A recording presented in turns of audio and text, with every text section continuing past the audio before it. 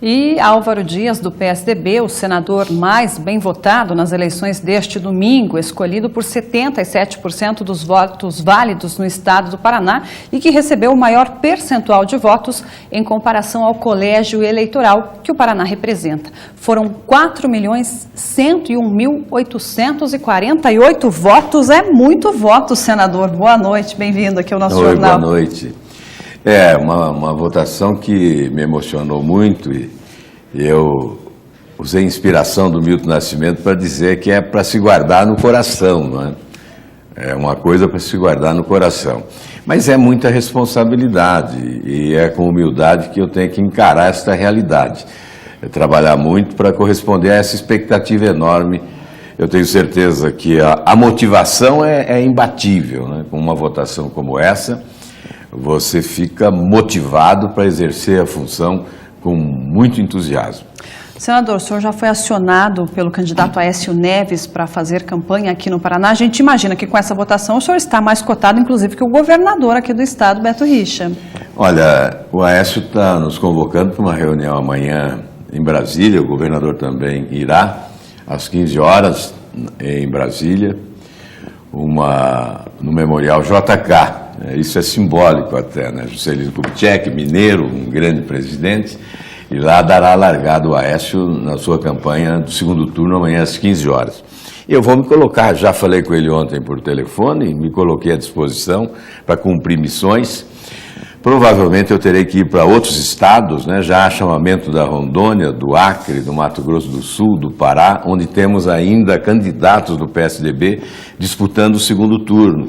Então, provavelmente, eu terei uma missão mais nacional, mas sem descuidar, evidente, do Paraná, até porque eu quero correr um pouco o estado para agradecer os votos recebidos aí para o Senado. E qual é a estratégia nesse segundo turno, já que eu imagino que o senhor se torna também uma liderança muito importante para o PSDB nacionalmente, até por esse papel que o senhor vai ter agora? Olha, discute-se muito, principalmente com a motivação que a imprensa se proporciona, né? Discute-se muito o apoio de um, o apoio de outro, estrutura daqui, estrutura de lá. Olha, eu tenho a impressão que isso vale muito pouco no segundo turno.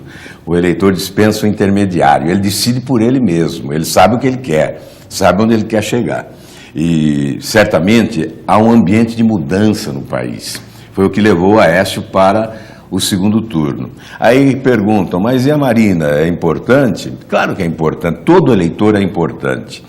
Mas os votos dedicados à Marina foram votos também que pretendem a mudança. E se pretendem a mudança, devem migrar com facilidade para a candidatura do Aécio Neves, que agora interpreta esse sentimento nacional pela mudança. Portanto, eu acredito na vitória do Aécio, independentemente das composições. Eu acho que discutir muito composição para o segundo turno passa a ideia de que está havendo barganha. E nós queremos acabar com essa barganha, com o balcão de negócios, né, com esse sistema promíscuo da relação desonesta entre os poderes. É isso que desgasta. Por isso, eu prefiro que o Aécio assuma uma posição republicana de respeitar o eleitor e se dirigir diretamente a ele dispensando certos intermediários.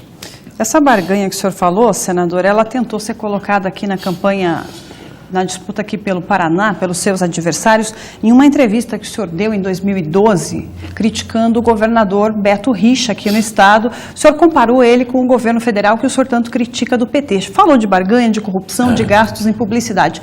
Com o Beto Richa, a questão está equalizada aqui no estado? É claro que sim, né? Eu acho que quem critica o próprio companheiro tem mais autoridade de apoiá-lo, é óbvio. Um partido não pode ser um clube de amigos apenas e nós temos que ter personalidade própria, nós temos que saber discordar em determinados momentos, a discordância é construtiva e eu já discordei antes no plano nacional do PSDB, discordo sempre. Eu não posso dizer amém a tudo, evidentemente, não é? Mas eu não tenho nenhuma dúvida que o Beto Richa foi a melhor escolha, o Paraná escolheu bem.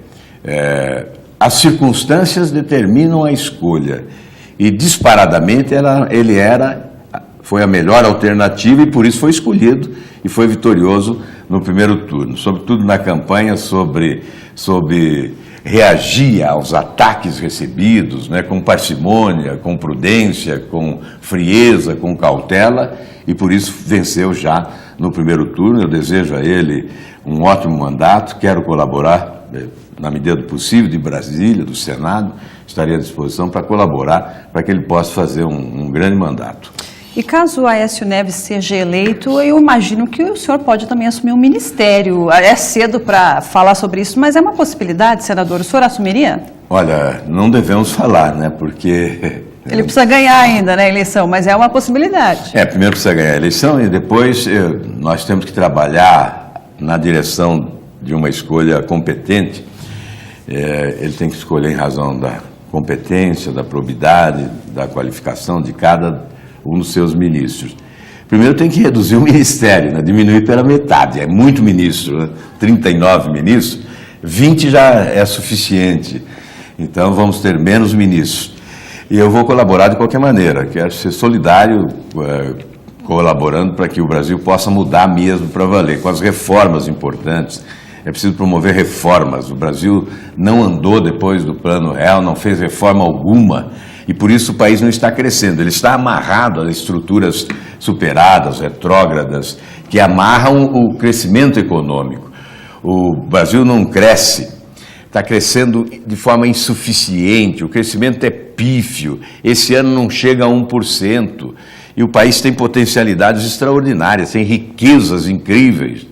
Portanto, só vai crescer de forma compatível com a sua grandeza se nós fizermos as reformas, reforma política, reforma tributária, reforma do sistema federativo, a reforma administrativa. São reformas essenciais para o país voltar a crescer, isso é que é importante. Senador, o senhor e outros políticos e representantes criticaram a falta de coragem de governos passados, presidenciáveis, de não fazer essas reformas. Será que o governo do PSDB teria essas condições para fazer essas reformas, que o senhor sabe que não são fáceis, Senado e Câmara unidos para fazer a reforma que é necessária? Olha, quem preside o país tem todas as condições de fazer reformas. O Congresso, sozinho, isolado, sem a liderança de quem preside o país, não tem condições. O sistema é presidencialista, quase imperial. Então, quando o presidente não tem interesse, as reformas de profundidade não acontecem. Por isso, esse segundo turno tem que ser do compromisso em relação às reformas. O Aécio Neves vai assumir compromissos de que promoverá reformas importantes para o país. E nós estaremos lá para pressionar a favor delas. E no Senado, senador, o senhor falou bastante de continuar a fiscalização, né? Mas aí, mesmo sendo um governo do PSDB, o senhor vai ser tão combativo quanto foi com o PT? Bom, eu já tenho uma experiência lá atrás, acho que você se lembra que no governo Fernando Henrique eu tive que me afastar do PSDB exatamente por manter essa postura de coerência no combate à corrupção, intransigência em relação à corrupção. Se eu tiver que ser expulso do partido por combater a corrupção, eu aceito a expulsão, mas não abro mão de combater a corrupção, que é a coisa mais importante para o Brasil, porque são mais de 80 bilhões de dólares por ano que o país perde com corrupção.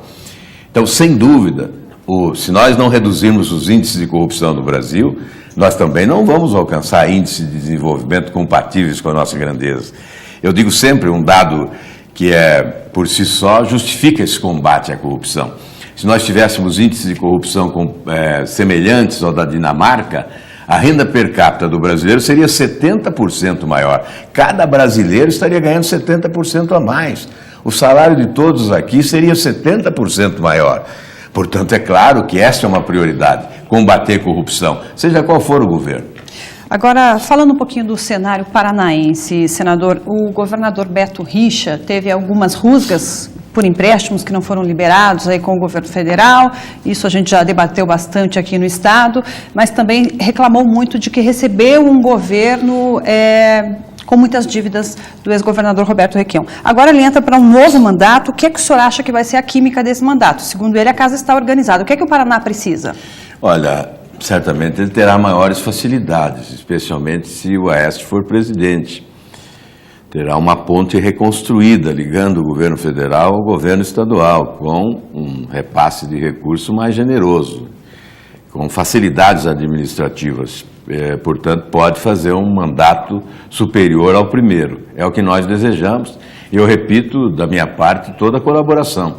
Estarei em Brasília para isso, para colaborar também, não só para isso, mas para isso também, né, colaborando para que o governo do Paraná possa ser bem sucedido. Uma última pergunta para a gente encerrar, senador. Em 2010, o senhor tentou sair candidato ao governo do Estado. Isso ainda fica nos seus planos futuros aqui para o Paraná? O governo do Estado é uma situação que fica para passado, são mais 8 anos de Senado e pronto. Olha, eu diria como Armando Falcão que o futuro a Deus pertence, né? É fácil responder assim, mas não é isso não. A estratégia política exige superação de etapas. Quando você quer superar a etapa seguinte sem superar a anterior, você compromete a caminhada. Eu estou querendo dizer que não é hora de comentar sobre uma próxima eleição. O que temos que fazer agora é corresponder à expectativa enorme gerada por esta eleição. E depois, tudo será consequência. É evidente que convocações existem no plano nacional, no plano estadual, já existiram antes desta eleição. Convocação para disputar a presidência, convocação para disputar governo estadual, convocações que surgem de diversos setores, muito mais longe da política do que na política, muito mais na sociedade do que nos quadros da política, mas são convocações que não podem ser ignoradas. Agora, tem a sua hora, tem a hora certa para decidir sobre isso, e a hora certa não é essa, não é agora. Na próxima entrevista, então, lá por janeiro, depois que a eleição presidencial estiver resolvida, a gente volta a falar desses assuntos, hein, senador?